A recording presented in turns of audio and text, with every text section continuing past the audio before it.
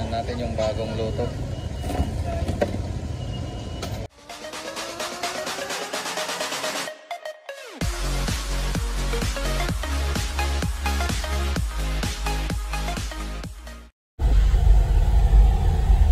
Okay mga kalakay, nandito tayo sa isang bayan dito sa aming lugar. Saan nandun yung pwesto natin dito sa palengke. Mustahin natin mga kalakay kung ano yung kalagayan niya at ano yung nangyari doon sa supplier natin na nagnegosyo din at nagtinda rin ng fried chicken dito na naging kakompetensya namin. Kung ano yung update mga kalakay, papakita ko sa inyo.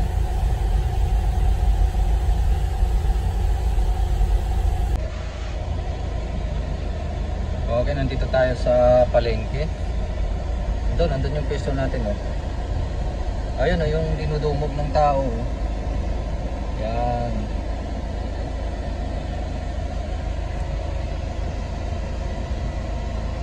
Bali, 4 ang nagtitinda rito ng fried chicken. 4 kami. Pang-4 yung nahuli na supplier.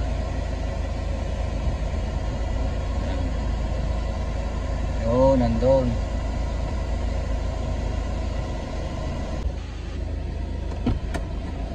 Ayan, tignan natin mga kalakay. Bali, wet market ito, oh. Bilihan ng mga karne ng baboy, baka, manok, sari-sari na dyan. At doon din banda yung bilihan ng gulay. Bali, malawak na palengke ito. Ito yung kalaban namin, oh. Yan yung. Yan. Ito palamig naman. Ito yung peso namin. So, ayan, ang daming chicken skin.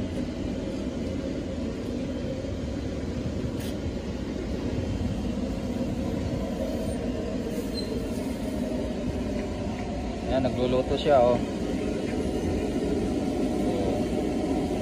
Lakas ng bula ng mantika natin. Coco oil kasi yung ginamit natin dyan, kaya mabula. Ito yung isang kalaban natin dito.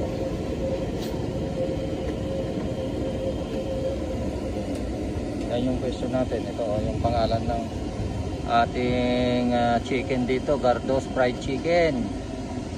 Sarap na binabalik-balikan, o di ba? Yan.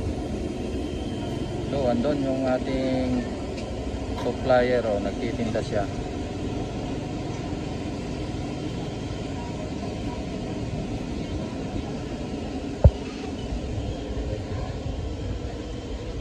Yan. Halimaw yung malaki na dyan. Ha? Halimaw. Halimaw, lalaki ano? Kailan sila ulit nagtinda? Ngayon na. Ngayon lang ulit.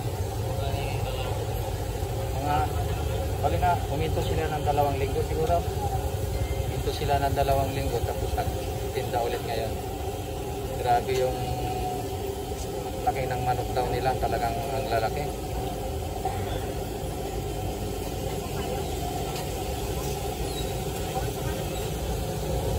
Kasi siyempre, supplier natin ng manok ay siguradong malalaki ang manok nila. Mura yung kanilang manok, siyempre sila yung nagsusupply.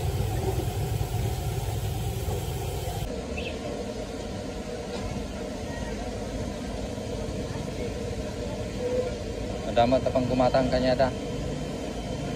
Wala pa ako makita ng bumong. Wala pa? Ayun ang mga ganyan, nagluto yan, dumating ako. Hanggang ngayon, yan ko nagluto. Isang salang lang yung ano nila. Isang salang lang sila mula nung umaga daw. Pero grabe yung laki ng manok sa atin. Mga pang ilang salang mo na yan? Ito? Pero 10-10 lang kanina yun. Ngayon lang ako lang tayo. Ayan o. Yan yung chicken natin guys.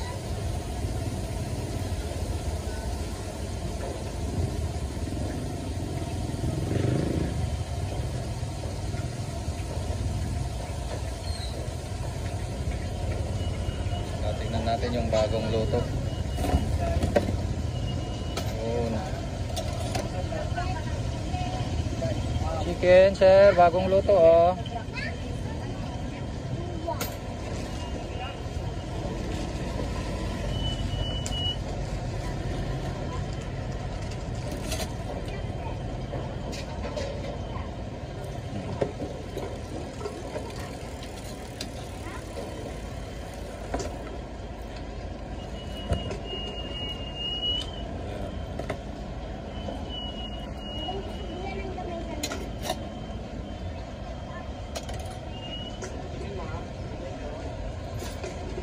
Chicken natin.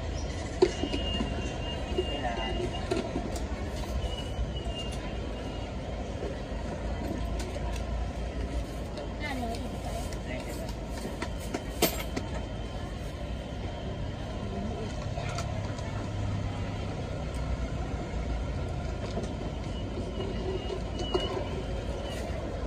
Ito yung suka natin oh.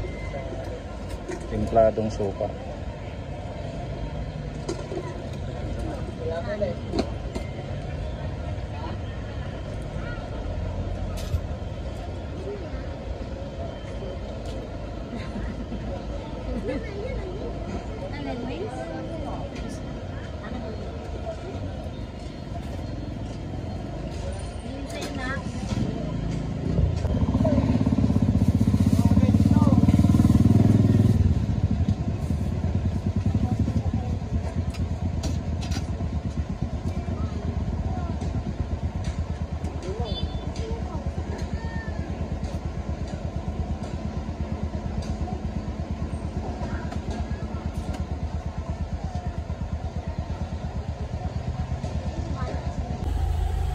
Ayan mga kalakay, na puntahan natin ang kalagayan ng ating pwesto dito. So sabi nila malalaki daw. Pero mo isang beses lang nagluto mula nung umaga Ngayon yung alas 11 na ng tanghali. Pupunin nila sa lakihan ng ng palakihan ng manok. Siyempre, mura yung manok nila kasi. Kaya mahirap na kalaban ng ganyan. Ang laban na lang natin mga kaibigan ay yung lasa ng chicken natin. Kung ano yung lasa. Yun ang laban natin. So, kung sa palakihan ay siyempre panalo sila. Yan. Kasi hindi tayo makakalaban pagka palakihan ng manok. Wala tayong kikitain pag gano'n. So ang purpose nila ay gusto nilang makilala yung fried chicken nila sa laki ng manok.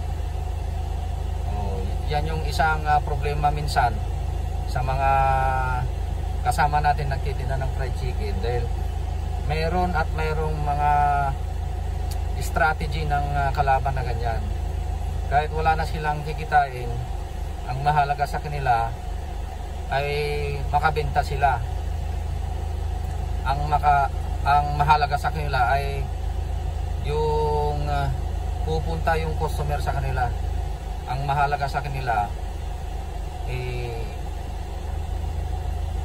agawin nila yung mga suki mo. Yan. Kaya dapat masarap talaga yung timpla natin mga kaibigan. Para kahit mas maliit sa atin, doon pa rin sa atin pupunta yung mga tao. Yan, kagaya kanina. Doon pa rin sa ating pwesto pupunta yung mga customer. Lampasan lang sila. So, okay lang kung gano'n. ibig sabihin mas masarap yung timpla natin mga kaibigan. Okay, hanggang dyan yung ating may share ngayon. May linakad kasi kami kaya dumaan lang kami rito. Kaya tinignan lang namin. Yung mga kasama ko rito tulog na kasi nagbiyahe kasi kami. Okay. Hanggang dyan mga kalakay, maraming salamat sa inyong panonood. Okay? Bye-bye! Mga kalakay, available na po sa Shopee ang ating Calpos merchandise. Available na po ang marinated mix at ang ating breeding mix.